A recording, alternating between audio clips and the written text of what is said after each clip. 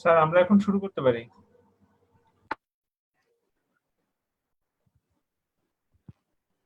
Good morning.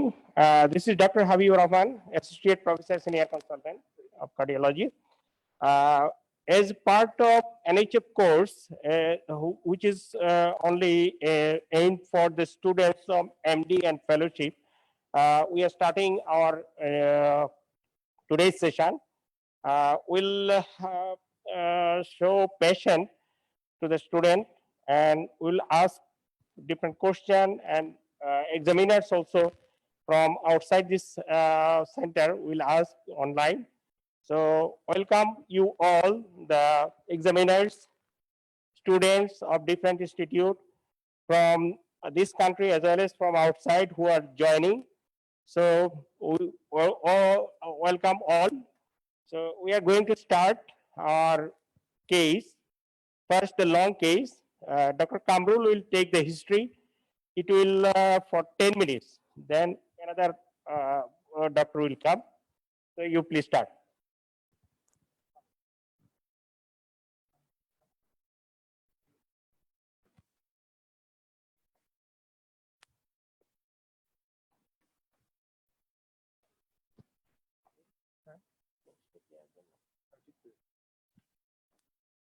এই হারুন, তুমি একজন করবে, তুমি একজন যাবে।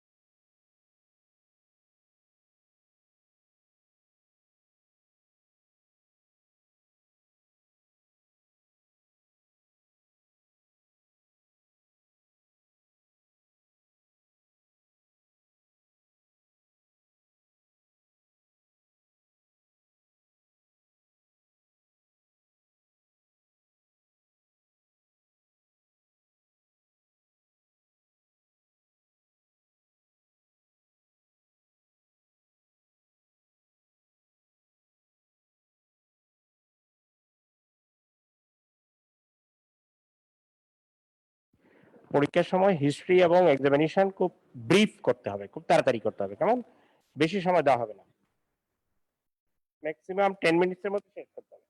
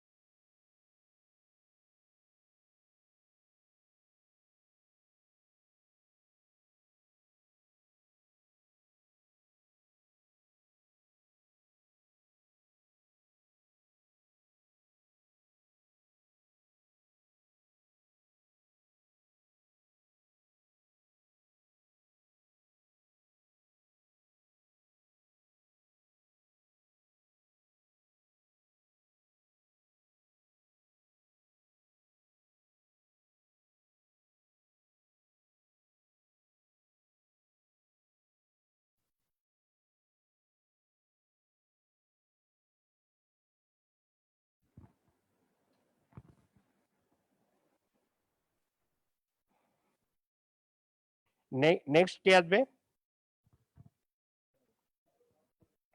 আপনারা আরো সামনে আসুন, পিছনে আসুন। সামনে আসুন, সামনের দিকে বসো। পিছিয়ে গেলে তো একই কথা, তো আপনারা কয়জন সবাই তো আপনার তো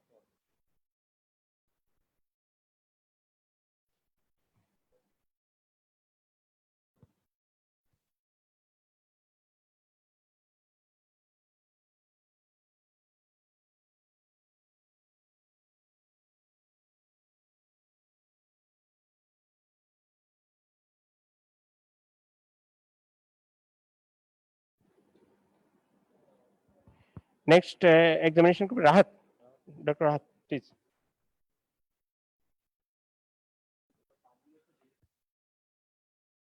Examine the precordium. Okay.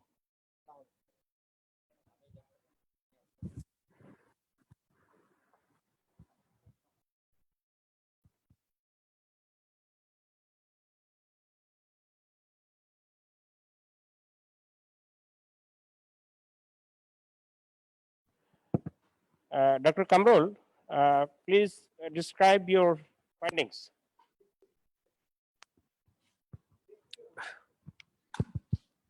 Hello, Assalamualaikum. Sir. Sir, I'm Dr. Kamrul Hassan, new FSB resident, National Heart Foundation Research Institute. Uh, Sir, Sir, MD Shahabuddin, 42 years old gentleman, hailings from Norail, non-smoker, employment, got admitted on the hospital with the complaint of What are you looking for sorry, sir. in your hand? Sir, sorry, sir. Sorry, sir. লেখা যাবে না, বলতে হবে। Sir, got admitted on the hospital with the complaint of exertional chest pain and occasional exertional breathlessness and occasional palpitation for 1 to 2 years. 2 years. And also, according to statement of patient, he's reasonably well. He's reasonable 2 years back. Then he developed exertional chest pain, which is chest pain. Which he developed chest pain, which is mainly occur in exertion. And according to statement of patient, pain occurs only when climbing one or two stairs and walking 100-meter distance. Patient, there is a chest pain is not associated. Chest pain is relieved by taking rest. And he also gave history of breathlessness, which is occur mainly exertion and this breathlessness is also relieved by taking rest and without other medication. Patient also give there is no history of paroxysmal nocturnal dyspnea and orthopnea, and patient also give history of palpitation for same duration, which is mainly occur during moderate to severe exercise, and which is relieved spontaneously after taking rest. For patient also give history of one episode of syncope. Patient also give one episode of history of syncopal attack, and which is patient is revert normally spontaneously after taking rest. There is no history of fever. Sorry, sir. The patient also give history of when he was 10 years old. Then he gave history of there is a joint pain and associated and joint swelling, which is mainly in the large joint in bilateral knee joint, bilateral knee joint, and there is also history of occasional fever, which is moderate, which is high grade in nature, and high grade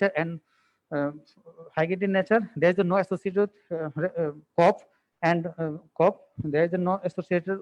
There is no history of resident to the malaria and the endemic area where fever is endemic. And patient also For this condition, patient go to COVID treatment and get some turmeric treatment, but patient condition was not improved. Patient was not improved. And she visited to the physician, and she incidentally diagnosed as rheumatic fever and rheumatic fever, as he mentioned the name of the disease on the basis of the some investigation and echocardiography. Patient gave history on this. Patient gave history. There is no history of fever. There is no history of fever, and there is no history of admitted in the hospital for such condition. She has also a family history. One brother has a similar history of joint pain and swelling. There is other family member was not significant history. He is immunized. He is immunized as far as. So what is your salient features from history? My salient feature is a patient has a presented with us chest pain, dyspnea, and palpitation, and also history of joint swelling and also history of arthritis. So what's your diagnosis? With this history, my diagnosis is a case of chronic rheumatic fever with maybe it's. Is there any term chronic rheumatoid fever? A chronic rheumatoid heart disease. Sorry, sir. Rheumatoid আর rheumatic এক জিনিস না, Sorry, কিন্তু, sir. হ্যাঁ, Chronic rheumatoid না। rheumatic fever, sir. Chronic rheumatic fever with, as you have already mentioned, chest pain, dyspnea, even nocturnal dyspnea. With So what could be the provisional diagnosis? my provisional diagnosis may be case of mitral valve disease. Why not aortic valve disease?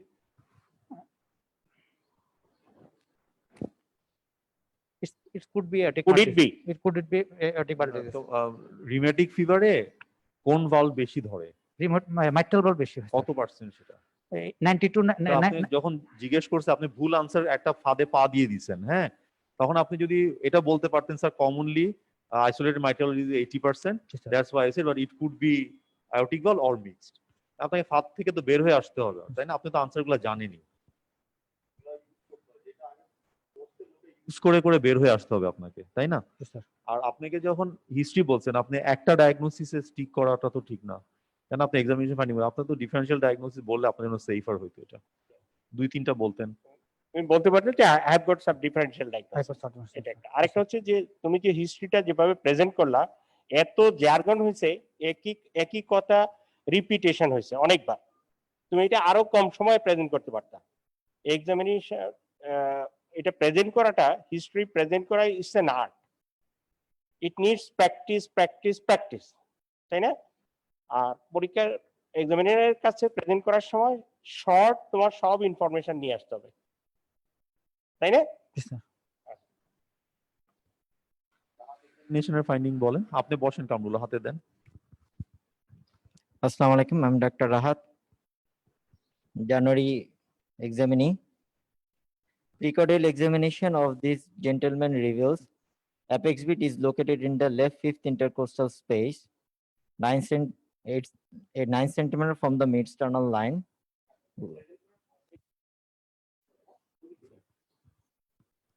9 centimeter from the mid-sternal line, which is tapping in nature. There is left parasternal heave and palpable P2 located in the pulmonary area. There is a first heart sound is loud in all over area. Second heart sound, pulmonary component of the second heart sound is loud on the left, on the pulmonary area. There is a low pitch, rough, rumbling, mid-diastolic murmur located over in the apex, which is heard, best heard in the left lateral position, breath hold after expiration. And there is no other, murmur gate is 2/3, and there is no other added sound. এই 3 তো না। The di- কত by কত হয়? diastolic heading murmur, বলেন। sir, diastolic murmur 2/4, sir.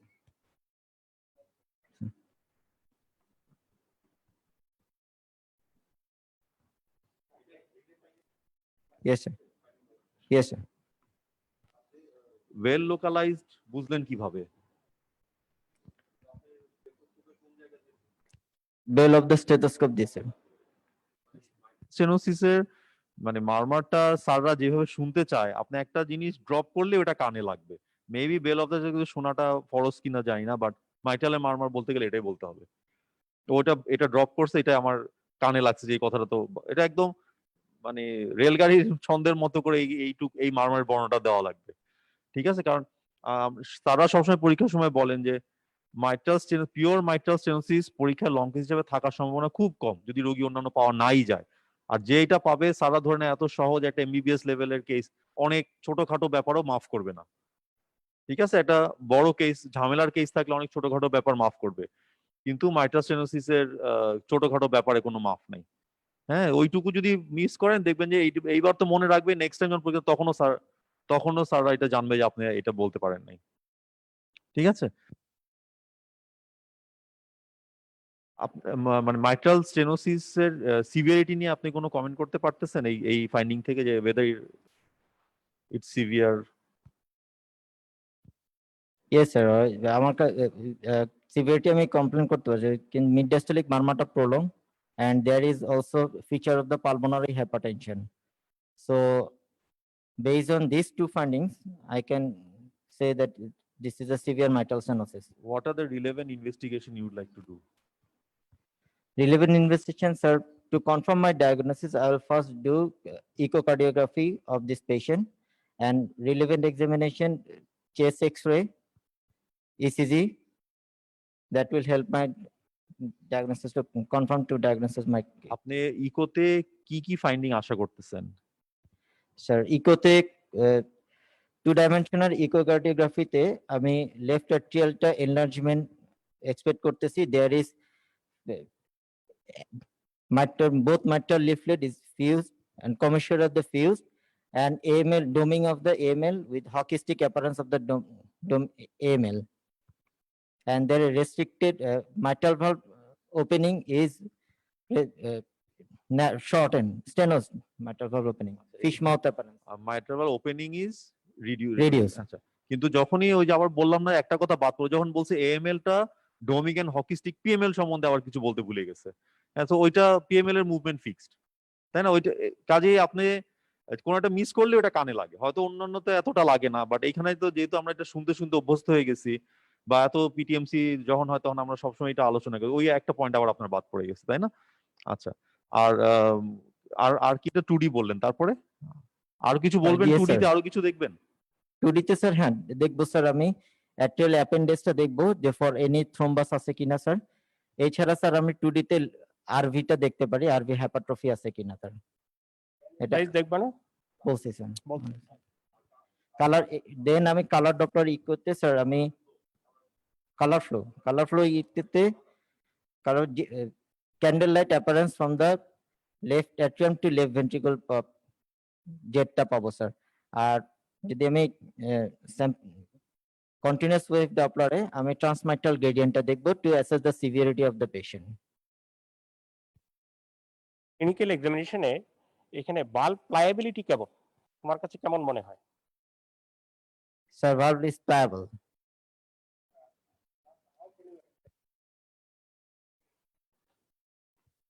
Sir first sound loud, যদি pliable না থাকতো তাহলে ফার্স্ট সাউন্ডটা লাউড হইতো না।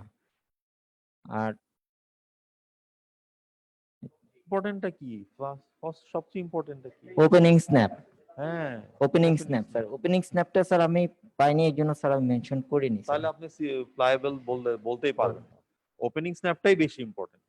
ঠিক আছে, ওই Yes, sir. ওপেনিং স্ন্যাপটাই বেশি ইম্পর্টেন্ট। যে প্লায়েবল হয়ে থাকে ওইটাই আপনাকে সবচেয়ে। হোয়াট ইজ ইওর মানে plan of treatment?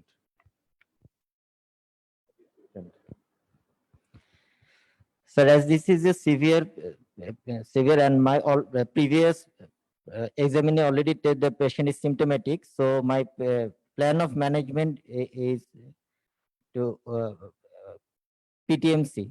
If valve is favorable, then my plan is PTMC.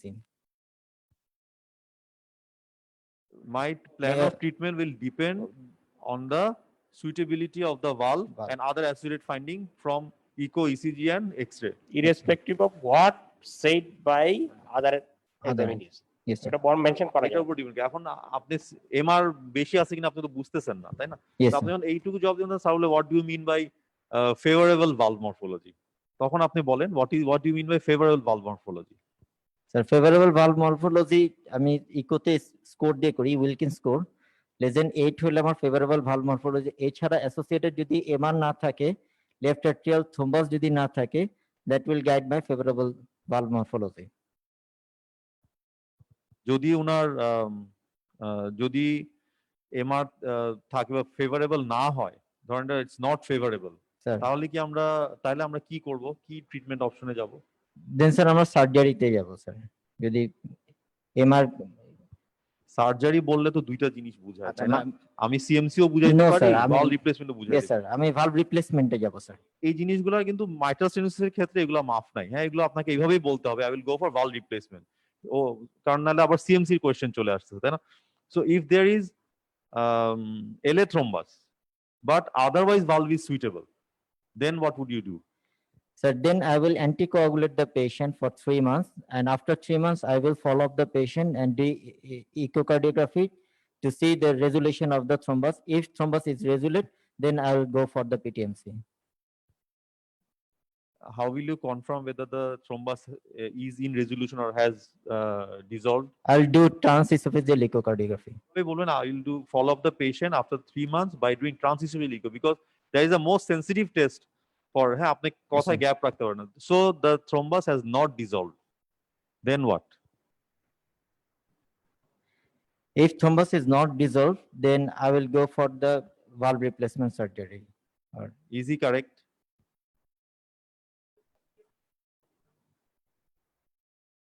ঠিক বলছে? তো এখানে ট্র্যাপটা এখানেই যে সিএমসি করা যাবে। আপনি আরো ট্র্যাপে পড়ছেন কারণ আপনি কখনোই সিএমসি দেখেন না, এটা আমি বুঝে ফেলছি। ঠিক আছে, যখন সিএমসি করা হয় প্রথমে এলে অ্যাপেন্ডেজটাকে একটা পার্স্ট্রিং সুচার দিয়ে ওটাকে কাটলে ওখান থেকে পুরো ব্লাডটা বের হয়ে আসে। বের হয়ে আসলে সাররা স্কুপ করে থ্রোম্বাসটা নিয়ে আসে, অথবা অ্যাপেন্ডেজটাই পুরো রিমুভ করে প্লাইকেট করে দেয়। রিমুভ করে তারপর সিএমসি করার সময় কি করা হয়, অ্যাপেক্সে একটা ফুটা করা হয়, আর উপর থেকে আঙ্গুল দিয়ে এলে অ্যাপেন্ডেজ আঙ্গুল ঢুকে বাল্বটাকে ফাটায়, তারপর নিচ দিয়ে টাপস ডাইলেটর দিয়ে ওটাকে আবার ফুলায়। ঠিক আছে, সো যদি থ্রোম্বাস থাকে বাল্ব চেঞ্জ করতেই হবে, ফেভারেবল থাকে you can go for CMC. ঠিক আছে, এটা মনে রাখতে হবে। হ্যাঁ, আচ্ছা, একটা পেশেন্টের এখানে একটা স্কার মার্ক আছে, লিনিয়ার কার্ভিলিনিয়ার স্কার মার্ক আছে, ইকো করছো, তো এই অবস্থায় তুমি মাইট্রাল স্টেনোসিস পাইলা, আর কি কি জিনিস দেখতে হবে এখানে?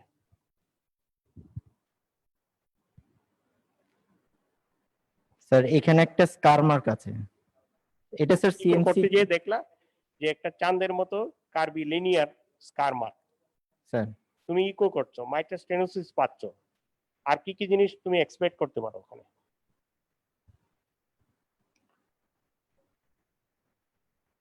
লেফট অ্যাট্রিয়ালটা স্যার দেখবো, যে লেফট মানে দেখবাই অ্যাপেন্ডিক্স পাবা কি পাবা না? অ্যাপেন্ডিক্সটা স্যার না স্যার, অ্যাপেন্ডিক্স কেন পাবে না? কারণ অ্যাপেন্ডিক্সটা ক্লোজ করে দিয়ে আসা হয় সাধারণত Exactly. সার্জারিতে। ওটা দেখতে হবে। আচ্ছা, ভেরি ইন্টারেস্টিং। হাবিবা যেটা জিজ্ঞেস করছে আমি এখান থেকে এটা বলতে পারি যে আপনাকে হয়তো জিজ্ঞেস করতে পারে যে what sort of incision is given for CMC. ঠিক আছে, আর উনি যেটা জিজ্ঞেস করছেন যে এখানে একটা কার্ভিলিন ইনসিশন পাইছেন, what are the other surgeries that can be done through this incision. আপনার পেশেন্ট যদি পরীক্ষায় যদি একটা এমএস এর রোগী থাকে, মোস্ট লাইকলি তার আগে সিএমসি করা হয়েছে, অথবা তার কোনো সিভিডি হয়েছে, অথবা তার আগে পিটিএমসি করা হয়েছে, এরকম একটা রোগী আপনাকে পরীক্ষার সময় দেওয়া হবে। তো আপনি যখন একটা স্কার মার্ক দেবেন বলবেন, তখন স্যার জিজ্ঞেস করে সিএমসি ছাড়া আর কি কি অপারেশন ল্যাটারাল থোরাকোটমি দিয়ে করা যায়, cardiac operation. Coarctation of aorta surgery, sir. কোয়ার্কটেশনই আপনার আগে মনে আসলো? আর কোনোটা মনে আছে? পিডিএ, হ্যাঁ, PDA. তারপরে শান্ট, যেগুলো বিটি শান্ট টান যখন করা হয় এগুলো ল্যাটারাল ইয়ে দিয়ে করা হয়, ঠিক আছে? আচ্ছা, ঠিক আছে, ওকে, থ্যাংক ইউ। হ্যাঁ হ্যাঁ, ওকে। তাহলে এমএস এর শুনেন, আপনাদের প্রবলেম কি জানেন? যে আপনি একা পড়তেছেন, আপনার সাথে মানে আপনার পরের ব্যাচের কোনো পরীক্ষার্থী আপনার পার্টনার হইলে সবচেয়ে ভালো হইতো। ও শিখতো, আপনি ওকে এগুলা বলে বলে ইয়ে করতে পারতেন। মানে এগুলো আসলে সেম থিং, ও যেভাবে হিস্ট্রিটা বলছে এই জিনিসগুলো আপনাকে বলতে হবে। হ্যাঁ, প্রত্যেকটা রোগীর একই জিনিস, every cardiac patient will be having this same symptoms. কারো এইটা আগে আসবে, কারো ওইটা পরে আসবে, আর যেগুলো নাই সেগুলো নেগেটিভ বলতে হবে। হ্যাঁ, এগুলো বলে বলে এটা তো আপনার রোগী দেখার দরকার না। আপনি যদি, আমি যদি একটা পিডিএ রোগীর হিস্ট্রি বলেন, হ্যাঁ, ওকে এটা মুখস্থ পিডি রোগীর এই থাকবে, পিডি রোগী কি কি নিয়ে প্রেজেন্ট করে এগুলো তো আমরা পরীক্ষার সময় বই খাতায় তো আমরা পড়তেছি এই নিয়ে প্রেজেন্ট, ওটা আপনি বলবেন, সাথে একটু জন্মের হিস্ট্রিটা যোগ করতে হবে। তো এইভাবে বলে বলে আপনাকে ফাইন্ডিংটা হিস্ট্রি মোস্টলি প্রোটোটাইপ, একই রকম হবে, বাট থাকে। এই 7টা হিস্ট্রি আপনাকে, এই 7টা সিমটম এই প্রত্যেকে কেউ আগে কেউ পরে, তো এগুলো মুখস্থ করে ফেলতে হবে একদম। খেয়াল রাখতে হবে, যেমন তুমি যদি হিস্ট্রিটা নিয়ে ইসকেমিক হার্ট ডিজিজের হিস্ট্রিতে লাগাই দাও, তাহলে তোমার বিপদে পড়ে যাবে। তোমার লাইনে থাকতে হবে, বেলাইন হওয়া যাবে না।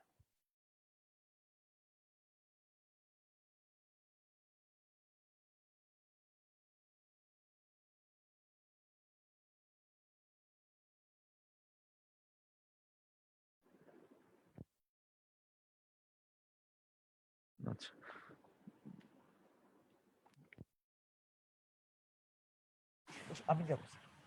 আমরা এরপর ইনস্ট্রুমেন্টে যাচ্ছি। তো আমরা এখানে বলতেছিলাম যে এই পেশেন্টের জন্য আইডিয়াল ট্রিটমেন্ট হচ্ছে যদি সব ঠিক থাকে ইজ এ পিটিএমসি, তাই না? সো আমরা আজকে আপনাদের জন্য এই পিটিএমসির, ওটা আগে, পিটিএমসির আগে দেখা জিনিসগুলো দিয়ে আজকে আমরা তাইলে শুরু করি। হ্যাঁ, তাইলে কে বলতে পারবেন পিটিএমসি জিনিসগুলো, কে দেখাইতে পারবেন? একজনই এক্সামিনি আছে, ওর উপর দিয়ে সব চালাইতে হবে, তাইলে রাহাত পারবেন? আসে, আপনি ইনফ্যাক্ট এই জিনিসগুলো এখানে আছে, আপনি এগুলা নেন, এখানে থেকে দেখান, জিনিসগুলো এই টেবিলের উপর রাখেন। কোন কোন জিনিস লাগে পিটিএমসি করতে বলেন তো? এখন স্যার- সামনে আসতেছেন কেন? এতক্ষণ বললাম আসতে।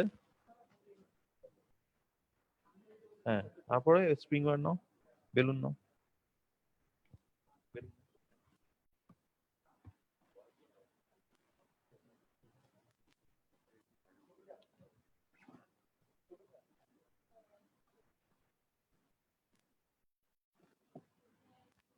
আমার এখানে কি কি জিনিস আছে রাহাত বলেন তো?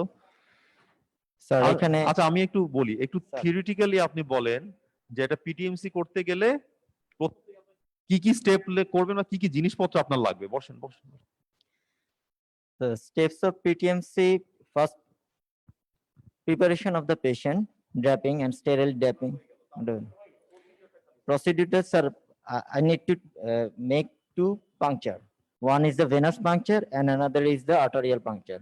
Venous puncture is by the 8 French catheter, 8 French, and arterial puncture is the 6 French. Then I need a Terumo guide.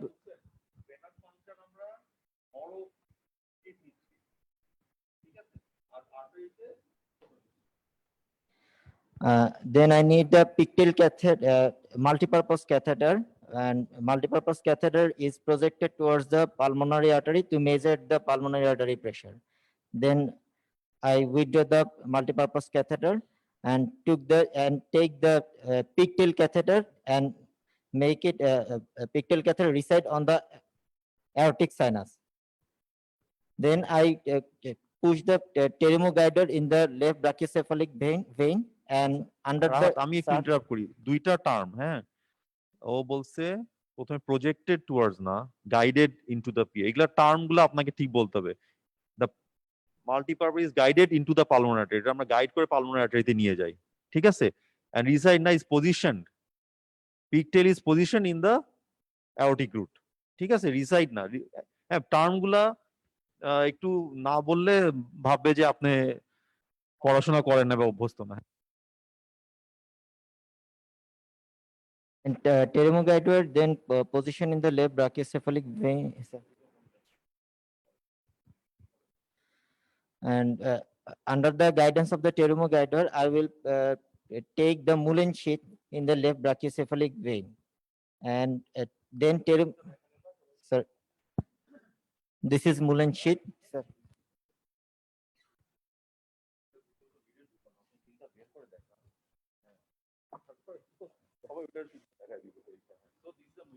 This is a Mullen sheath, and this is positioned over the left brachiocephalic vein, and then the pterygoidal is removed. Then I will take the broken bone needle, and through Mullen sheath, I will forward. ছোট ছোট কিছু tips আছে, হ্যাঁ, এইখানে একটা die যুক্ত syringe লাগানো থাকে। ও যখন এটা ঢুকাবে, ধরেন এটা আপনি ঢুকানোর, এটা ধরে রাখেন, আমি এটা বের করব। ঢুকানোর আগে ডাই দিয়ে এটাকে ফ্লাশ চেক করে নিতে হয় ক্লিয়ার আছে, ওপেন আছে কিনা, দেন তারপর সেটা ঢুকাবে, ঠিক আছে। Before taking the needle I will check flush and check the package, needle ঠিক আছে, কোনো জিনিস ইউজ করা বন্ধ থাকে, দেন এটা নিয়ে যাব। Then I will position and place this broken bone needle at least 3 to 4 millimeter away from the apex of the Mullen sheath. Then I will downward position of this Mullen sheath along with broken bone needle to the right atrium. এখানে একটা জিনিস আপনাদের মানে এটা এখানে পুরাই আটকাবে, এটা উপর দিয়ে সামান্যই বের হয়, ঠিক আছে, এখানে বের হচ্ছে না, সামান্যই বের হবে। তো ধরার নিয়ম হচ্ছে আপনাকে এইভাবে করে ধরে, আপনি টানবেন, এইভাবে টানবেন না, নীলটা আটকে রাখতে হবে, এটাও আটকে রাখতে হবে। দেখেন দুইটা আঙ্গুল এই পাশে দিছি, এই পয়েন্টারটা সামনে দিছি, একটা আঙ্গুল পিছনে দিছি, ঠিক আছে, এবং এইটা দিয়ে আমি এটাকে মুভ করতে পারি, হ্যাঁ, এই দুইটা আঙ্গুলের মাঝখানে এটাকে মুভ করে আমরা ধরতে হবে, ধরে আপনি এটাকে টেনে নিয়ে আসবেন এইভাবে। এনে কোথায় ফেলবে বলেন? So I will place it in the right atrium, in the interatrial septum, and from brachiocephalic vein to right atrium, I will get 3 bumps. Fossa ovalis, sir. Fossa ovalis. Fossa ovalis, 3 bumps. And now I will fix it over the fossa ovalis, and I will check the position through 2 view, anterior posterior view and the lateral view. And the pigtail catheter will act as an anatomical landmark for this puncture. Then after confirming the position in the fossa ovalis, I will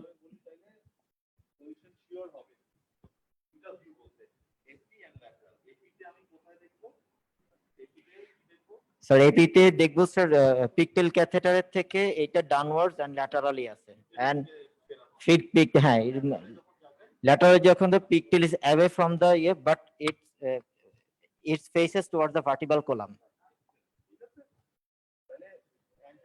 আমি দেখবো যে পিকটেলের দিকে সেভাবে তাকায় আছে, ঠিক আছে, আর যখন ল্যাটারালে যাব তখন পিকটেল থাকবে এখানে আর সে থাকবে এখানে। তো পিকটেলটা আছে অ্যাওর্টার রুটে, আমি যদি ফুটা করি অ্যাওর্টার রুট ফুটা করার সম্ভাবনা নেই। অ্যাওর্টার রুট ফুটা করব না, আমি এটা অ্যাভয়েড করব। ফার্দার আর কোন ভিউ দিয়ে করা যায়? আরও ভিউ দিয়েছে। আরও Then I will puncture the interatrial septum through broken bone needle. After puncturing, I will push the Mullen sheath in the left atrium. Dye. By giving dye, sir. দুইটা জিনিস যখন আমার দুইটা জিনিস তারা শুনতে চায়, যখন আমার নিডলটা ইন্টারফেস সেন্টারে আটকায় থাকে একটা পালসেশন পাওয়া যায়, অ্যাক্সিয়াল পালসেশনটা পাওয়া যায়, কারণ পুশ করে ফুটা করে শুধু পালসেশনটা পাবো না। তো আমি ওই যেটা ডাই লাগায় রাখছিলাম এখানে বললাম প্রথমে, ডাইটা হালকা করে পুশ করলে আমি দেখবো যে এলেতে পালসেশনটা একটা হতে পারে যে এটিএম এর জন্য হতে পারে, আরেকটা হতে পারে এয়ারটার জন্য হতে পারে, তাই না? আমার কনফিউশন হবে, তখন আমি আরো আরএওতে যে আমি কনফার্ম করব যে I am not in the towards the এয়ারটা, কেমন? Then I will give the dye and confirm the position is on the left atrium, after this position, after this procedure, I will give the heparin, injectable heparin. Then I will track, I will, broken barrel needle is দিয়ে ফুটা করে check বে- করতেন check করছি। দেন heparin দেওয়া দিবেন, কিন্তু তখন আপনাকে মুলিন শীটটা মুলিন- পুশ করে মানে পুশ করে দিতে হবে। Yes. আমি তো মুলিন শীটটা রাখছিলাম ইন্টারঅ্যাক্টিভ সেপ্টামের বাইরে, দুইটাই ছিল। নিডল দিয়ে পাংচার করছি শিওর হওয়ার পরে পুশ করে মুলিন শীটটা আমাকে এলেতে দিয়ে দিতে হবে। Yes, sir. হ্যাঁ, তারপর আমি এটা উইথড্র করব। Withdraw of the broken barrel needle. Then I will take the spring guide wire. G sir, এটা পাবো না স্প্রিং। এখন আমার ঘটনাটা চিন্তা করেন, মুলিন শীটের মাথাটা কিন্তু এল এর মধ্যে ঢুকানো। আমি যখন স্প্রিং ওয়্যারটাও নিয়ে যাবে, ওইটা এল এর মধ্যে লুপ করবে। লুপ তখন কি করবেন? তারপরে এলএতে লুপ করবেন। এলাতে লুপ করার পর স্যার আমরা মুলিন শীটটা বের করে নিব স্যার। তারপরে Withdraw যে of the আপনি মুলিন নিয়ে শীট। আসতেছে, এটাই টেকনিক আসলে, তাই না? Yes, sir. তারপরে সেটা বের করে মুলিন শীটটা বের করব, এরপর স্যার আমি ডায়ালেটরটা নিব। This is ডায়ালেটর। ডায়ালেটর দিয়ে আমি ভেনাস পাংচার সাইটটা ডায়ালেট করব এন্ড ইন্টারঅ্যাক্টিভ সেপ্টামটা ডায়ালেট করব স্যার। কারো কোনো কোশ্চেন আছে? ওইটা বললো, ও যে কথাটা বললো, হ্যাঁ রাইট, ওই শীটটা কই যাবে? ওই শীটটা বাইর করে ফেলতে হবে আমাকে। হ্যাঁ, তো স্যার কিন্তু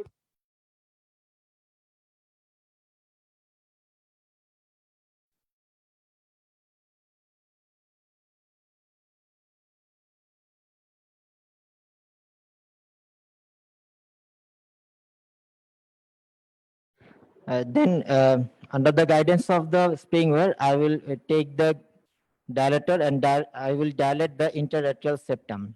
Then after dilatation, I will withdraw the dilator.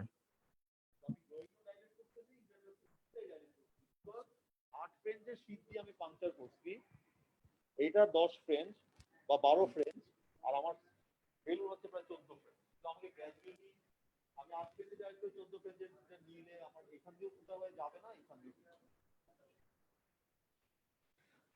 Then I will take the prepared balloon catheter under the guidance of the springware. And it will, এই বেলুনটা নেওয়ার আগে তুমি যে এই বেলুনটা নিবা না অন্য কোনো সাইজের বেলুন নিবা, বেলুনের সাইজটা কিভাবে নির্ধারণ করবা? স্যার বেলুনের সাইজ নির্ভর করবে স্যার পেশেন্টের হাইট দিয়ে। Height by 10 plus 10। Height Suppose in centimetre or inch? Centimetre sir. Centimetre. Height in centimeter by 10 plus 10 plus 10, এটা হচ্ছে অ্যাপ্রক্সিমেট বেলুনের size. balloon size. So if it is 160 divided by 10, 16 plus 10, so 26। 26. Okay, আমাদের দেশে average 24 থেকে 26 বেলুনই লাগে।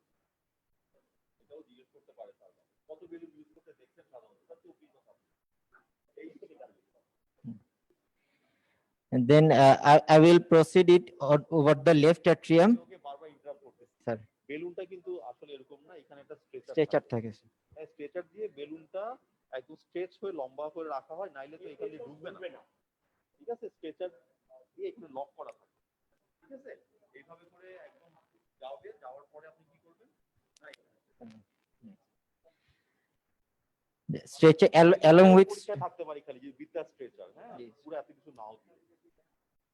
along with stretcher balloon is proceed over the left atrium, and then I will withdraw the spring guide wire, and then I will take the shepherd and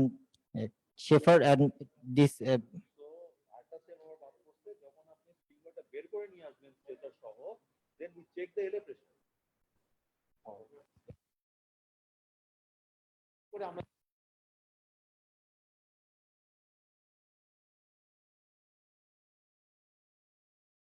গ্রাফি কে বললা? এলে গ্রাফি তো এটা দিয়ে করবে না, করা হয়ে গেছে। আগে করা হয়ে গেছে। হ্যাঁ, তো আমি প্রেসার দেখি।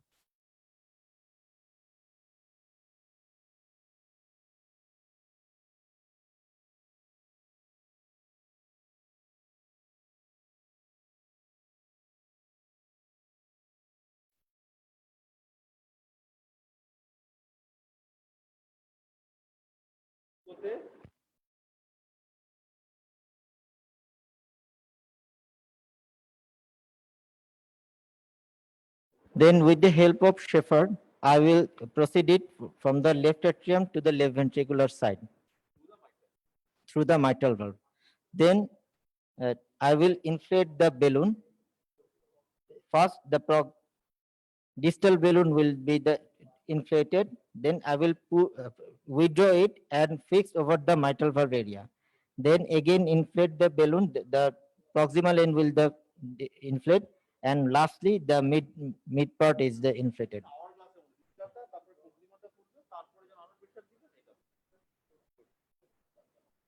Then I will deflate the balloon and check the LA pressure for my procedural success. And also I will do the echocardiography and echocardiogram to see the any MR or transmittal gradient. একটা step ওর miss গেছে, যেটা হলো যে আমরা যখন টেবিলে উঠাই রোগী, তখন এই পাংচারের আগে কিন্তু আমরা একটা অন টেবিল ইকো করি। কেন করি? যে আগের ইকো ঠিক আছে কিনা এটা চেক করার জন্য, প্লাস কোনো LA thrombus by this time হয়ে গেছে কিনা। হয়তো ইকো হয়ে গেছে গতকালকে কিংবা কয়েক ঘন্টা আগে, এর মধ্যেও এলএ থ্রম্বাস থাকতে পারে, কাজে এটা চেক করা হয় অন টেবিল। বাল্ব ফুলানোর পরে কি হয়, কারণ আমরা জিজ্ঞেস করি না, বলতে হবে রোগী বলে যে বুক হালকা লাগতেছে। হ্যাঁ, এগুলা ট্রেডিশন, এগুলা জিজ্ঞেস করি বা না করি স্যার এটা শুনতে চায়। ঠিক আছে, সো আমরা জিজ্ঞেস করি রোগীর বুকটা হালকা লাগতেছে। আরো আমরা পরীক্ষা সময় স্যাররা বলে যে if you create any complication, যদি এমআর বেশি হয়ে যায় রোগী প্রচন্ড শ্বাসকষ্ট শুরু হয়ে যাবে, এইটা একটা। আর যদি যখন আমরা স্প্রিং ওয়্যারটা নিয়ে এলেতে লুপ হয়, ওটা কিন্তু এলে অ্যাপেন্ডেজের ভিতর দিয়ে ঘুরে আসে, যদি ওখানে কোনো থ্রম্বাস থাকে সেটা ছুটতে পারে। আপনি যখন বাল্ব খুলে দিবেন ওটা এলে দিয়ে বের হয়ে এসে, তো 3-4টা ঘটনা, রোগীর আরাম লাগতে পারে, প্রচন্ড শ্বাসকষ্ট হইতে পারে, অথবা সিভিডি হইতে পারে। নাজির সাথে জিজ্ঞাসা কয়টা আঙ্গুল, বা রোগী বলে জিব্বা দেখান, হ্যাঁ মানে সিভিডি হয় নাই। ঠিক আছে, আমরা তো সব পেশেন্টকে টি করি না, সো খুবই ছোট ছোট গুড়ি থ্রম্বাস হয়তো আমাদের নর্মাল ট্রান্সফার মিসও হইতে পারে। তো এই কয়টা জিনিস, যখন বেলুন ফুলাইলো, ডিফ্লেট করে এলে প্রেসার দেখলো, পেশেন্টের বুকে হালকা হয়েছে কিনা, শ্বাসকষ্ট হচ্ছে কিনা, ব্রেন স্ট্রোক হয়েছে কিনা, এটা আমরা বোঝার চেষ্টা করবো। তারপরে সে ইকোতে চেক করবে যে কমিশুর দুটা খুলছে কিনা, গ্রেডিয়েন্ট কমছে কিনা, এমআর হয়েছে কিনা। তারপরে বেলুন বের করার জন্য আবার আগের মতো Spring well, I will take the spring well again and তারপর আস্তে আস্তে balloon. আপনার এটা বেলুনটা চিনলেন। হ্যাঁ, বেলুনের এখানে দুইটা পোর্ট থাকে, একটা দিয়ে প্রেসার যায়, একটা দিয়ে আমরা বেলুন ইনফ্লেট করি। ঠিক আছে, আর এটা ব্রোকেন করে নিজেরটা চিনলেন। প্রক্সিমাল একটা হাব আছে, একটা পয়েন্টার আছে, মানে সিরিজ লাগানোর জায়গা আছে, স্প্রিং ওয়্যার আছে, মুলিন শিপ পাইছেন, ডাইলেটর পাইছেন, খালি দুটো জিনিস পান নাই, প্রেসার এন্ড শেপার। সেই এসএইচপিই সেই থেকে শেপার, ঠিক আছে। আর বেলুন স্ট্রেচিং শেপার নাকি সেই পার্ট, হ্যাঁ।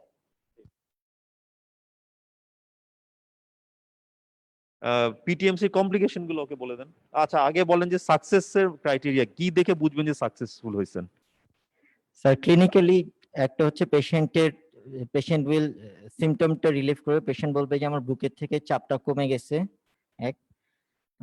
দেন আমি যদি মিড ডায়াস্টোলিক মারমারটা রিডিউস হয়ে যাবে, আর আর কোনো এমআর এর মারমার পাবো না। আর ইকোকার্ডিওগ্রাফিক্যালি দেখবো যে ভালভ এরিয়া অ্যাটলিস্ট 50% ইনক্রিজ করছে অথবা 1.5 সেন্টিমিটার স্কোয়ারের বেশি হয়েছে, and there is a reduction of the transmittal gradient.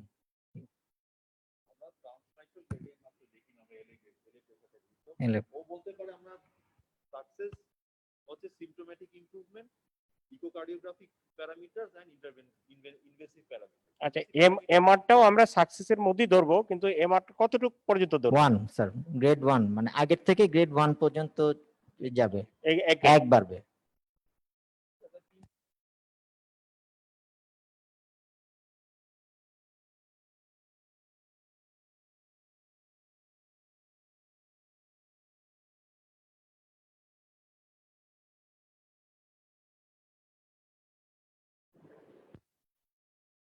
Sir, PSP.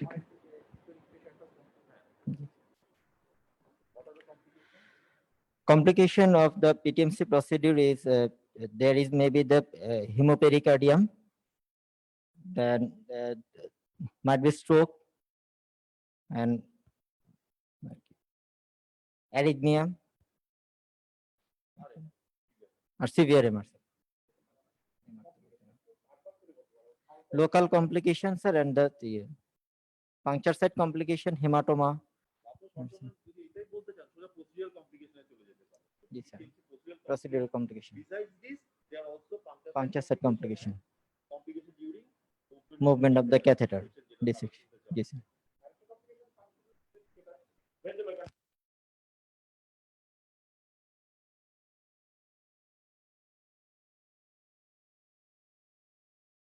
তাহলে পিটিএমসি প্রসিডিয়ারটা ট্রিকি সব মাইট্রাল স্টেনোসিসের প্রত্যেকটা জায়গাতে ছোট ছোট ট্রিকি পয়েন্ট আছে যেগুলো বাদ দেওয়া যাবে না। ঠিক আছে, এটা দিয়ে স্যাররা জাজ করার চেষ্টা করে যে স্পেশালি আপনারা দেখছেন যখন এখানে এত পিটিএমসি হয়, অ্যাটলিস্ট 4-5টা দেখলে আপনি জিনিসগুলা বুঝে ফেলবেন। হ্যাঁ, এগুলো ছোট ছোট জিনিস গ্যাপ পড়লে এটা আপনার জন্য ডিসক্রেডিট। ঠিক আছে, অনেকের কপালে পড়বে পিটিএমসি, কাজেই পারলে খুবই ভালো, আর না পারলে খুবই বিপদ। ঠিক আছে, আচ্ছা আপনি বসেন। হ্যাঁ, থ্যাংক ইউ। আর এটা হচ্ছে মানে বলা, দুইজন মিলে বললে একজন একজনের ভুলটা ধরাই দিতে পারবে, নাহলে অন্যের ভুল কখনোই ধরা পড়বে না। আচ্ছা, এই এতক্ষণ আমরা পিটিএমসি বেলুন দেখালাম, এইটা কি কেউ দেখেছেন? এটা একজন আসেন।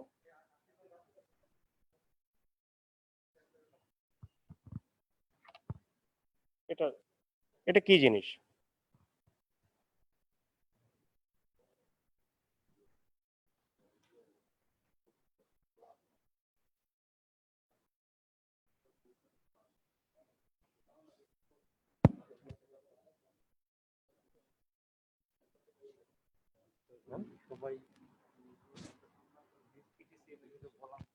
এটা কি বলে?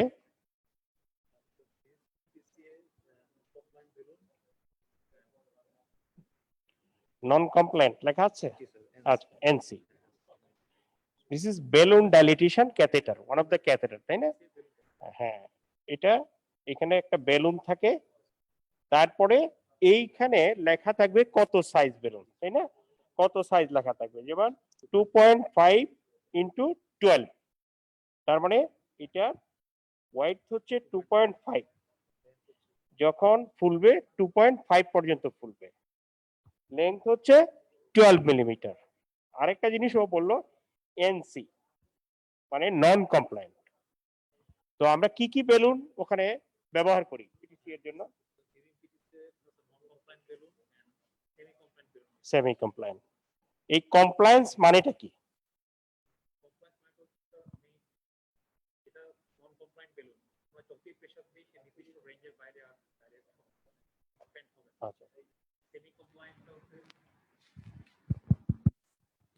In case of compliant balloon, according to the pressure, it will continuously inflate it.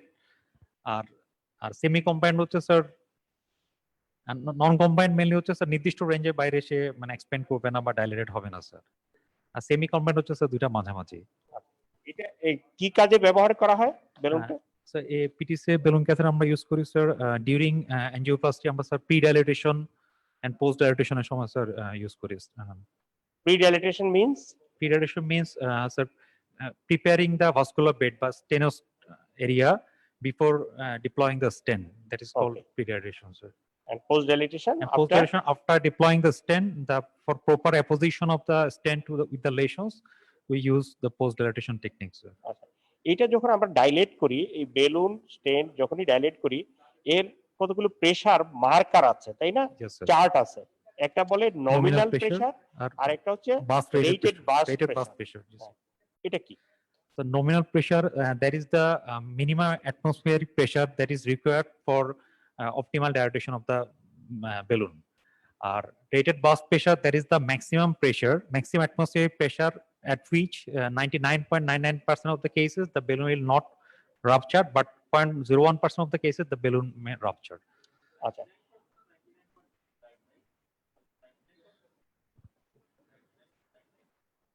হ্যাঁ,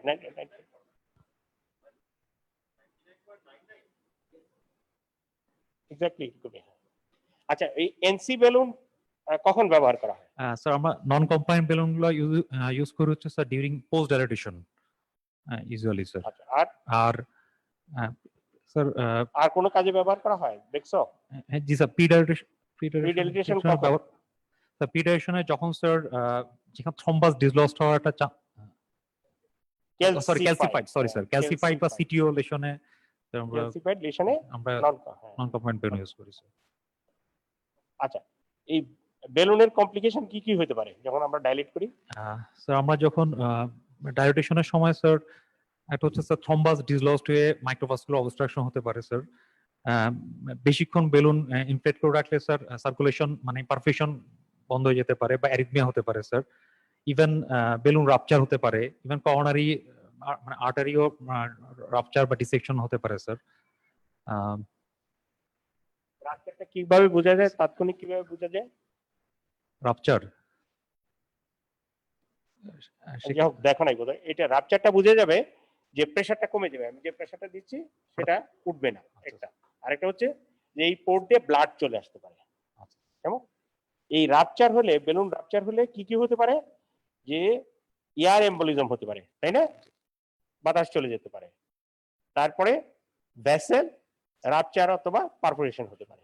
কেমন? ঠিক আছে, আমার পরে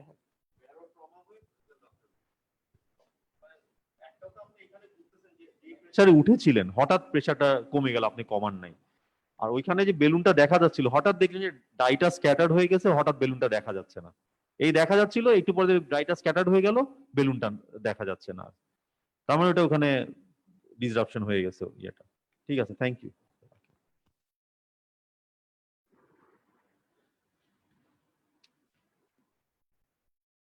বলেন।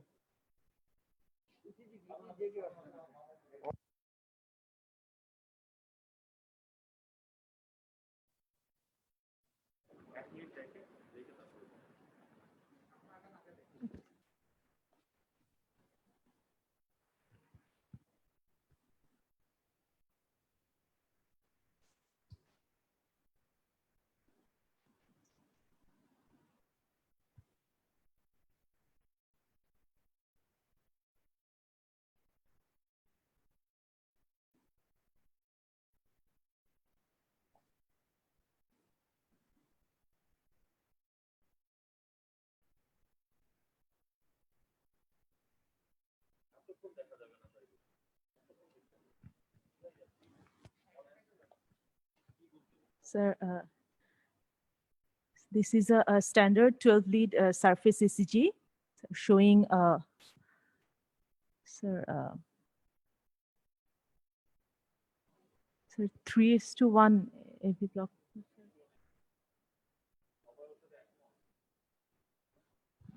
আপনার ভোটাভুটি হবে, যদি কেউ একমত আপনার না হয় তাহলে কিন্তু জরিমানা হবে। আপনি এমন একটা ডায়াগনোজ বলে, আমি তো ভয় পেয়ে গেছি এখন। আর কে কি বলবেন? Kamrul. 12 lead surface ECG showing there is a heart rate, ventricular rate 75 and atrial rate around 300. So my diagnosis is of atrial flutter with slow ventricular rate. কি হলো? কই flutter this to Twist to one block. আপনি atrial flutter বলে দিলে ঝামেলা কমে যায়। আপনি আবার অ্যাট্রিয়াল রেটেড গুণে তো এখন এক একজন এক একটা বলতেছে। আমাদের শোয়িং অ্যাট্রিয়াল ফ্লাটার, তারপর যদি বলেন ভেন্ট্রিকুলার রেট এত, অ্যাট্রিয়াল রেট এত। Regular, sir.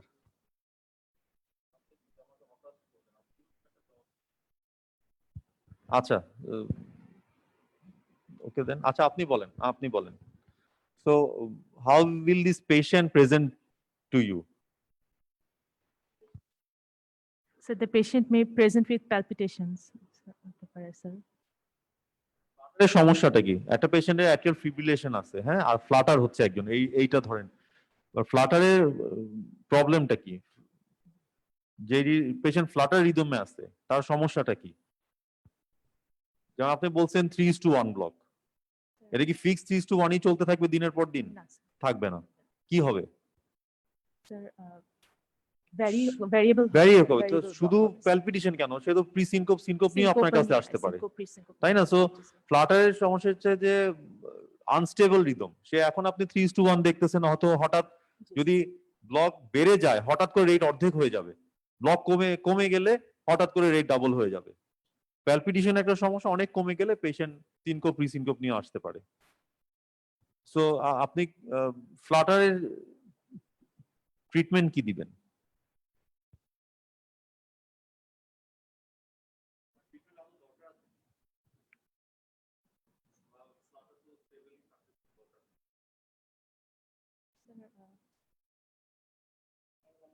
ভালোই আছে, থাকুক।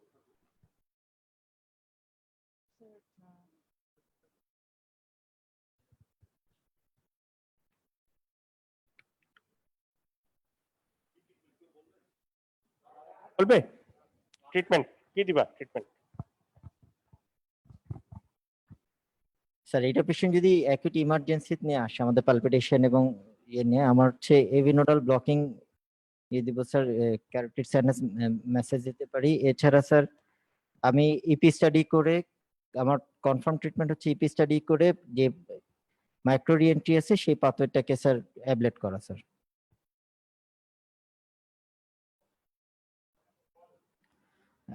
Secondary sir thyroid function test করবো পেশেন্টের thyroid, ischaemic heart disease sir. আমরা হাসপাতালে যত মাইট্রাল স্টেনোসিস রোগী দেখি সবাই কি অ্যাট্রিয়াল ফিব্রিলেশন নিয়ে আসে? স্যার মাইট্রাল তো ফ্লাটার নিয়ে আসে, ফ্লাটার ফিব্রিলেশন নিয়ে আসে। তো আমাদের তো ওইটাই ইম্পর্টেন্ট কজ, কমননেস কজ তো ওইটাই। মায়োকার্ডাইটিস থেকে হইতে পারে, ইসকিমিয়া থেকে ফ্লাটার নিয়ে আসার সম্ভাবনা খুবই কম, থাইরয়েড থেকে নিয়ে আসার সম্ভাবনা খুবই কম, তাই না? তো যত পড়াশোনা ফিব্রিলেশন নিয়ে হচ্ছে অতটা ফ্লাটার নিয়ে হচ্ছে না, তাই না? সো ফ্লাটারটাও কিন্তু পেশেন্ট পাইলে তখন বিপদে পড়ে যাবে। হ্যাঁ, এটারও রেট কন্ট্রোলিং ড্রাগ দিতে হবে, যদি সেরকম রেট থাকে আন্ডারলাইং কজ বের করে আন্ডারলাইং কজে চিকিৎসা করতে হবে। ঠিক আছে, বসে।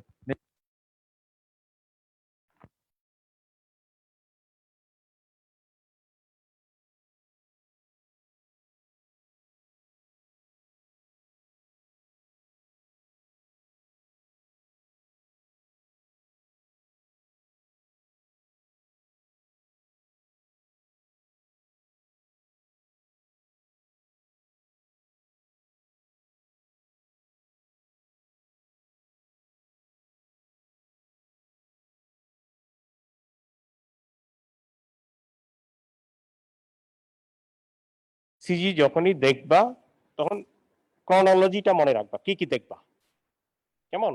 ক্রনোলজিটা মনে রাখলেই চোখে পড়বে যে এই অ্যাবনরমালিটি আছে।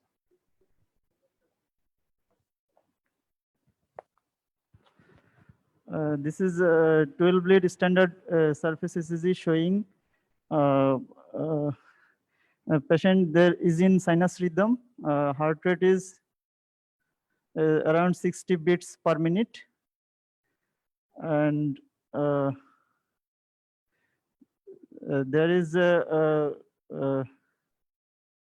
right axis deviation, and biphasic T wave in the B3 to B6, and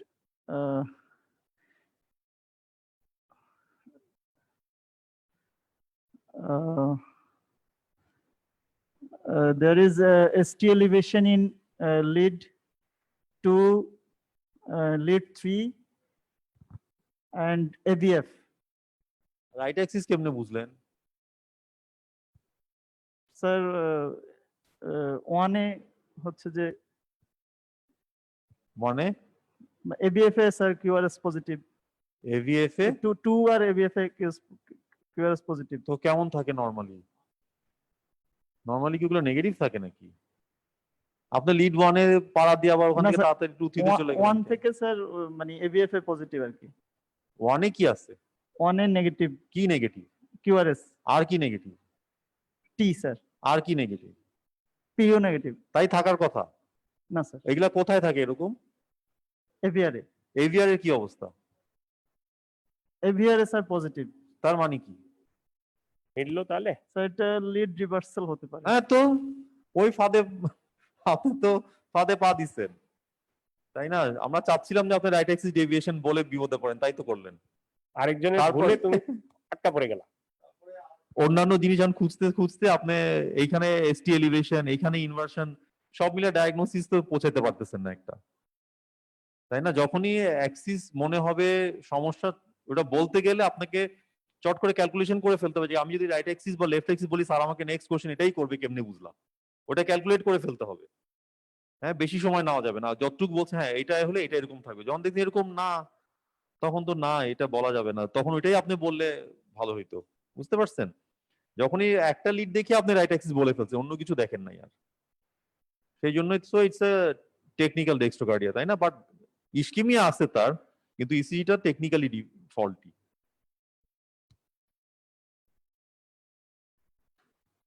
যখনই এরকম থাকবে যে apparently looking normal ECG, apparently looking chest X ray, তখন কিন্তু তোমাকে অনেকগুলো বিকল্প চিন্তা করতে হবে।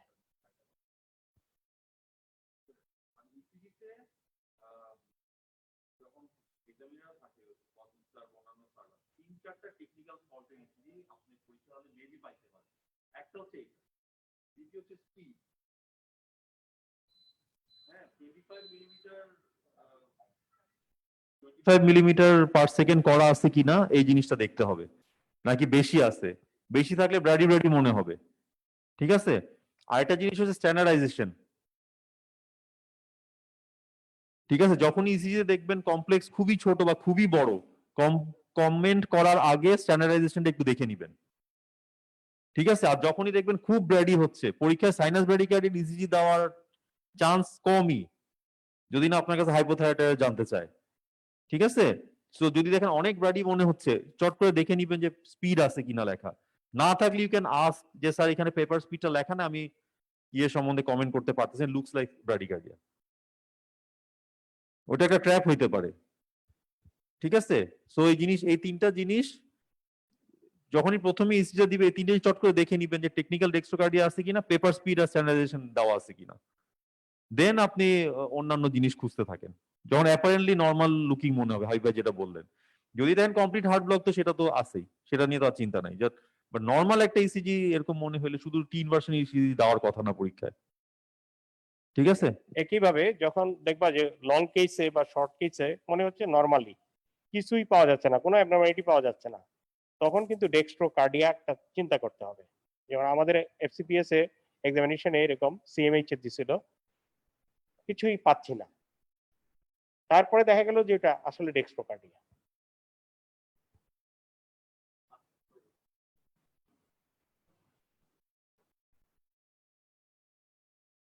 নতুন কেউ? Nurul?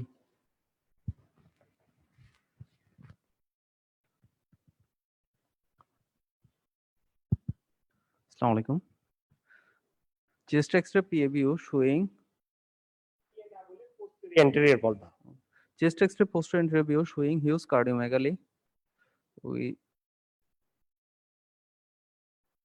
with penciling of the left border and loss of left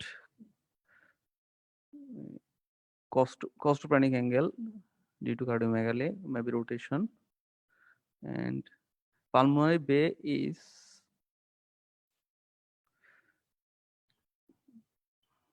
prominent,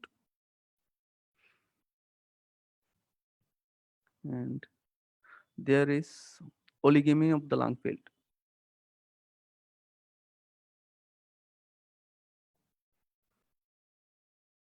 So my radiological diagnosis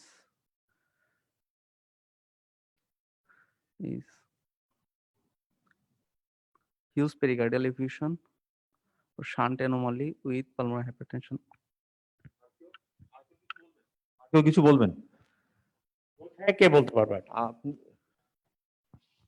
আপনি যখন ইসিজি দেখছেন, আপনাকে সিদ্ধান্তে আসতে হবে যে আপনি অলিগেমিক লাং ফিল বললে আপনাকে এক ধরনের ডায়াগনোসিস বলতে হবে, আর পেন্সিলিং অফ দ্য লেফট বর্ডার হবে যে পেরিকাল ডিফিউশনে এক সাইডে চলে গেছে হাড়টা, পেরিকাল ডিফিউশনে তো আমি আশা করি ট্রাস্ট শেপ হবে, এরকম এই পাশেও এতটুকুই বাড়বে, ওইদিকে একদম ওই ওয়াল টাচ করে ফেলছে আর এইদিকে একটুও বাড়ে না, এরকম কি পেরিকাল ডিফিউশন হবে?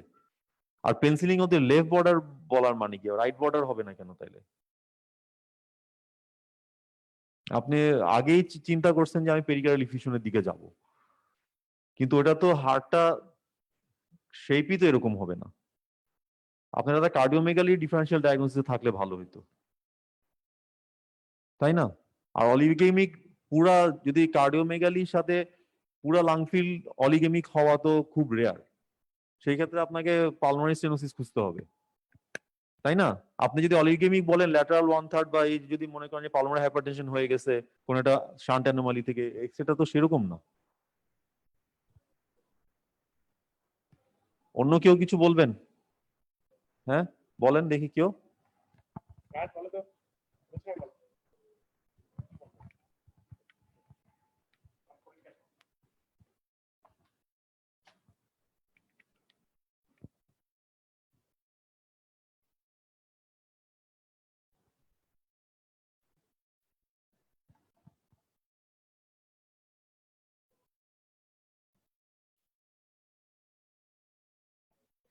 So this is chest X-ray posterior anterior view showing heart is enlarged in transverse diameter and the apex is LV type of apex. There is fullness of the pulmonary bay and aorta is prominent. And so my radial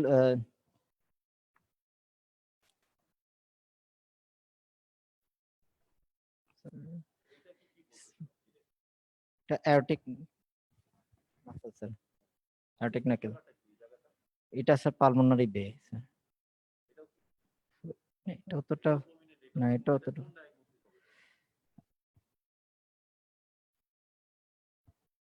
sir আমি sir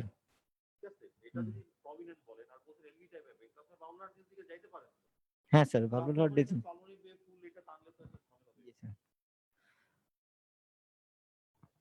Yes sir. Yes sir.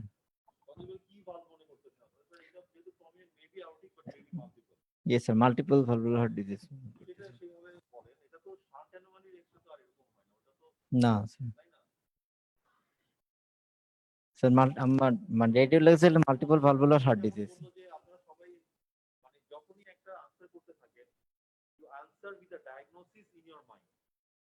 ঠিক আছে, আপনি তো সাগরে ঝাঁপ দেওয়ার মতো করে বলা শুরু করলে তো মুশকিল হয়ে যাবে। আপনি একটা আনসার রেডি করেন। ও যেমন শুরু করেছিল পেন্সিল লেফট বর্ডারে, মানে ও যাইতে যাচ্ছে অলরেডি আগেই সে কমিট করে ফেলছে আমি পেরিগ্রাল ইফিউশন বলবো, কিন্তু পরে দেখে মিলাইতে পারতেছে না, তখন সে এটা ওইটা বলা শুরু করছে। আপনি আবার এটা এলভি টাইপ অ্যাপেক্স যখন বলছেন, তা আপনার ডায়াগনোসিস কি তাইলে? এলভি টাইপ অ্যাপেক্স কিসে হবে?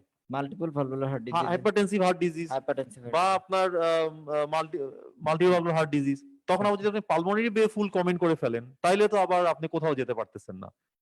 এএসপিএস একসাথে হইলে তো মানে সেটা তো হার্ট এদিকেও বাড়বে এদিকেও বাড়বে, তখন তো অন্যরকম ডায়াগনোসিস চলে যাবে। বুঝতে পারছেন? যখনই ইসিজি বলবেন, একটা কেস ডিসক্রাইব করবেন, আপনাকে একটা এখানে ডায়াস্টোলিক থ্রিল পাবেন, সিস্টোলিক মারমার পাবেন, এরকম পেঁচায় ফেলা যাবে না। হ্যাঁ, আপনি যখন বলা শুরু করবেন, আপনাকে একটা ডায়াগনোসিসের প্ল্যান নিয়ে আপনাকে আগাইতে হবে। আপনি যা বলবেন সেখান থেকেই স্যার আপনাকে কোশ্চেন করবে, আটকানোর চেষ্টা করবে, আপনাকে কেটে বের হয়ে আসতে হবে। সেই জন্য প্র্যাকটিস করাটা জরুরি। আপনি টুকটাক সমস্যা যদি থাকেও আপনার বলার মধ্যে, কিন্তু আপনি যদি লজিক্যালি সেটা এক্সপ্লেন করতে পারেন, তখন আপনি বের হয়ে আসতে পারেন। ও যদি এখন এটাকে হাইপারটেনসিভ হার্ট ডিজিজও বলে, মেবি সে বের হয়ে আসতে পারবে এলভি টাইপ অ্যাপেক্স পাচ্ছি, এটা নাকল প্রমিনেন্ট পাচ্ছি, মেবি হাইপারটেনসিভ হার্ট ডিজিজ, হ্যাঁ, অথবা অ্যাওরটিক স্টেনোসিস বা মাল্টিপল ভালভুলার হার্ট ডিজিজ, বের হয়ে আসতে পারবে। দুইটাই যদি ফুল বলে, কোনো দিক দিয়ে বের হয়ে আসতে পারবে না, আর ওই গর্তে পড়ে যাবে। ঠিক আছে, আচ্ছা একটা ইকো দেখি, হ্যাঁ, পরীক্ষার জন্য খুবই ইম্পর্টেন্ট। হ্যাঁ, আসেন, বসেন, আপনি রাহাত বসেন। হ্যাঁ,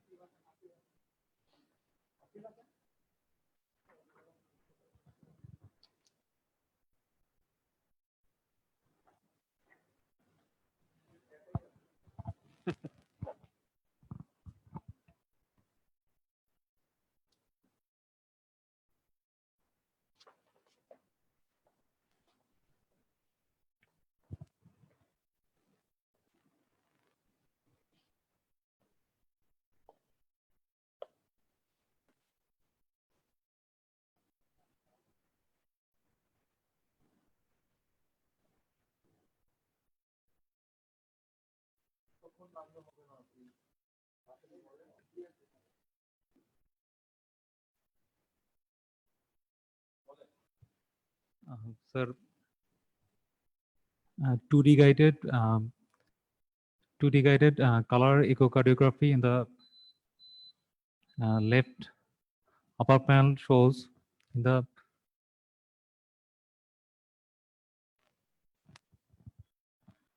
sir, মানে আপনারা বুঝতে পারতেছেন না পরীক্ষাতে আপনি এটা কি, এটা কি ধরনের ইকো, এটা কি ট্রান্সথোরাসিক ইকো? না, এটা কি ট্রান্সথোরাসিক? তো সবই আছে, কিন্তু আপনি ইকোকার্ডিওগ্রাফি বলেন, বোথ টি এন্ড টিটি, তাই না? আপনি কালার গাইডেড বলে তো ঝামেলায় পড়ে কোথাও যেতে পারতেছেন না। তো আপনি বলেন যে ইকোকার্ডিওগ্রাফিক পিকচার অফ 2D ট্রান্সথোরাসিক এন্ড ট্রান্সইসোফেজিয়াল, তারপরে আপনি এগুলো আলাদা আলাদা ভাবে বলেন।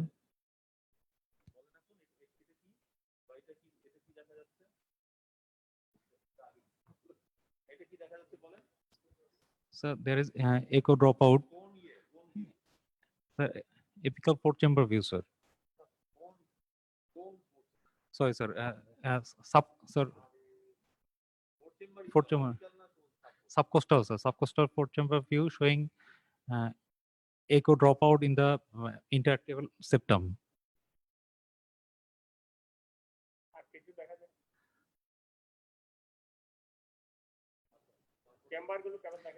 Chamber, sir. Sir, right atrium dilated, sir. Ventricle. Right atrium and right ventricle, both right atrium and right ventricle dilated.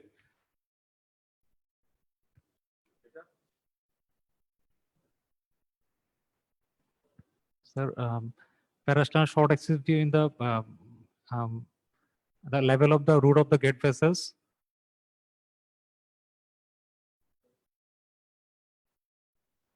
So there is also echo dropout.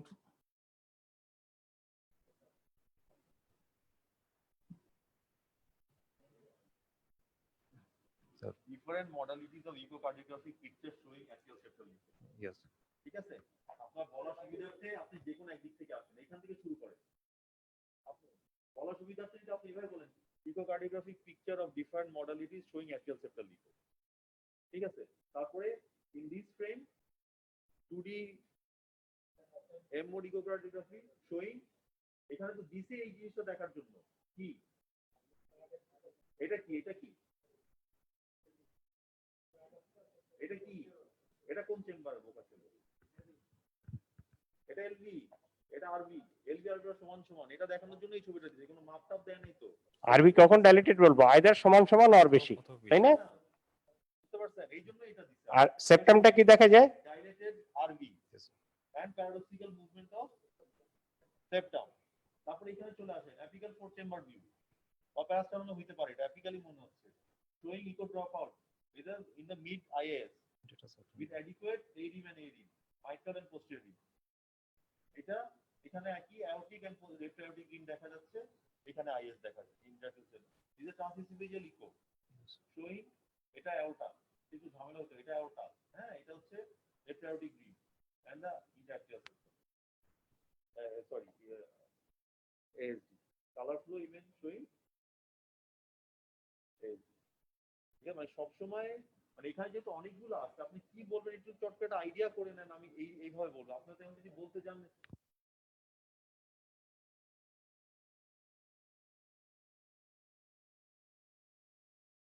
এই প্যানেলে এই প্যানেলে এই প্যানেলে আলাদা না। বুঝতেছি যে আপনাকে এসডি সবকিছু দেওয়া হয়েছে এখানে, তো ডিফারেন্ট মডেল শোয়িং অ্যাক্টিয়াল সেপ্টালি বলে ভুল হচ্ছে না আপনার। এটা যখন আমাদের কাছে বাইরে থেকে একটু ইকো নিয়ে আসে, আমরা ফার্স্টে এই ছবিটাই দেখি যে আসলে দুই চেম্বার ডাইলেটেড কিনা, দেখুন যে আসলে এসডি আছে, অনেক সময় বাইরে থেকে এসডি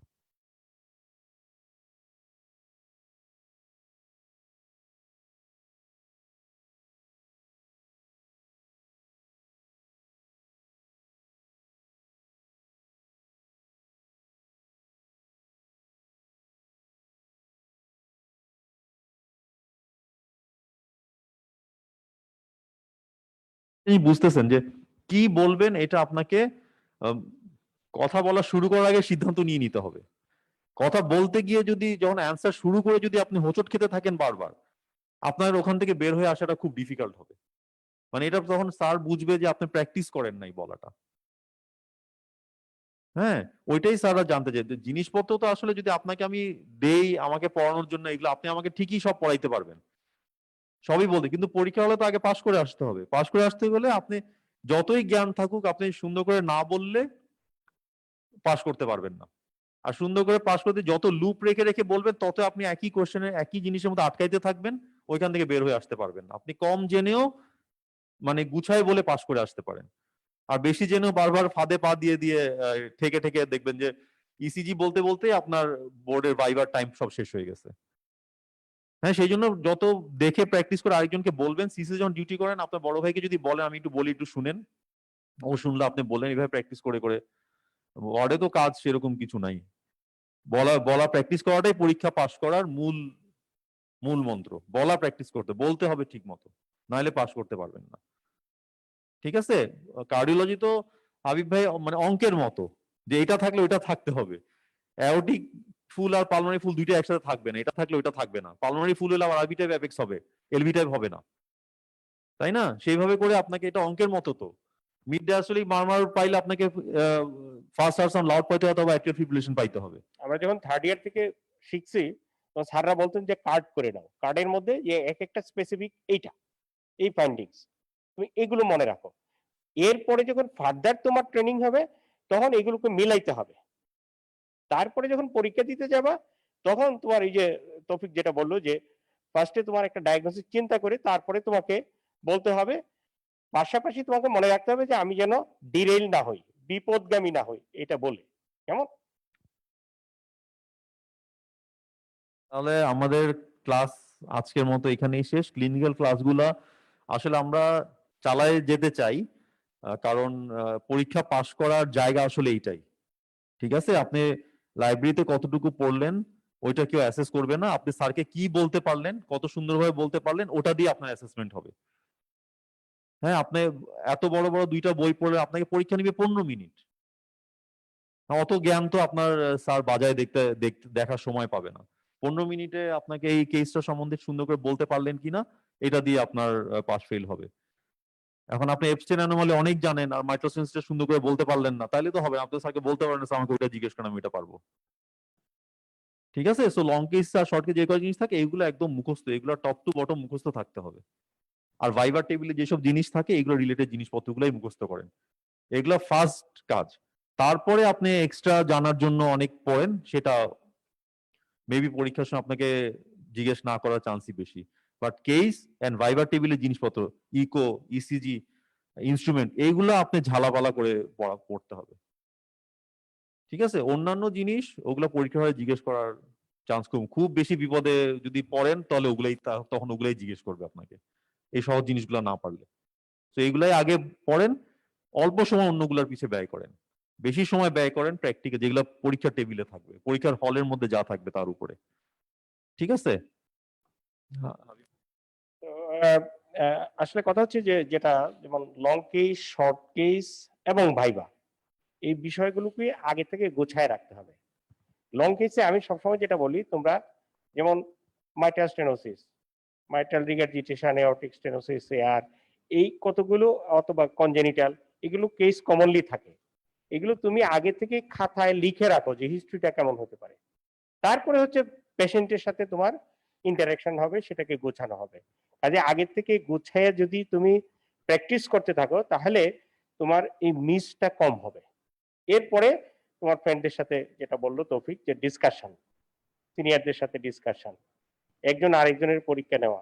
আমরা কিন্তু আসলে প্র্যাকটিস করতাম এইভাবেই, কেস দেখতাম, পাশাপাশি আমার যে পার্টনার তার সাথে ডিসকাস করতাম, এবং মানে এটা একেবারেই খুব কড়াভাবেই সমালোচনা হইতো। যেমন আমি যখন আরেকজনেরটা দেখতাম, আমি সমালোচনা করতাম, সে যখন আমারটা দেখতো সে করতো। এইটাই হচ্ছে practice. So wish you good luck. একটা জিনিস, যে আমাদের যে বুধবারে লেকচারটা হয়, আমরা কনজেনিটাল হার্ট ডিজিজের অনেক চ্যাপ্টার আমরা শেষ করে আসলাম।